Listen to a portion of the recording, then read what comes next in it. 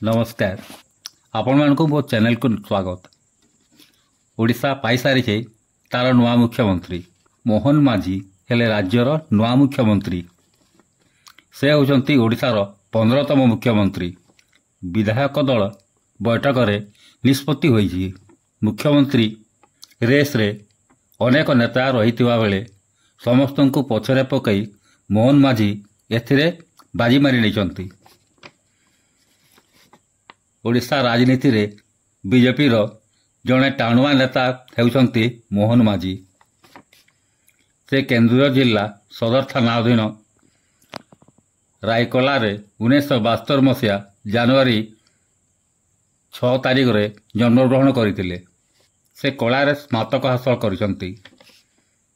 2000, 2004, 2019 एवं 2024 मसीहा रे विधायक भाव में निर्वाचित होइचंती।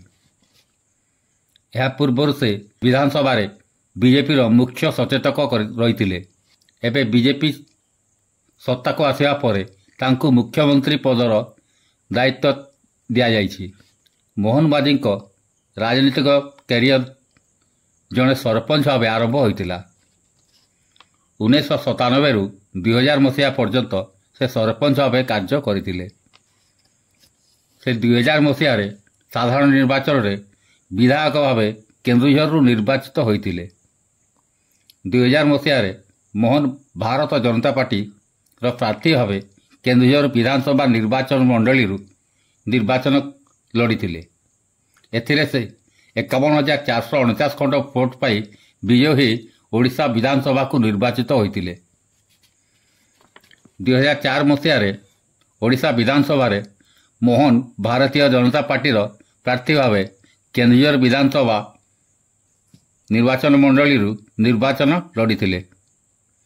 एही निर्वाचन रे मध्य 46,186 खंड भोट रे विजय होइथिले। 2019 मसीह मध्य मोहन माझी भारतीय जनता पार्टी प्रार्थी भाव केन्दुझर विधानसभा निर्वाचन मंडली निर्वाचन लड़ी विजयी होइथिले। 2024 मसीह 87,815 भोट मार्जिन रे तांको प्रतिद्वंदी बीजेडी प्रार्थी मीना माझी विजयी होइछंती। से डॉक्टर प्रियंका मरांडी को विवाह कर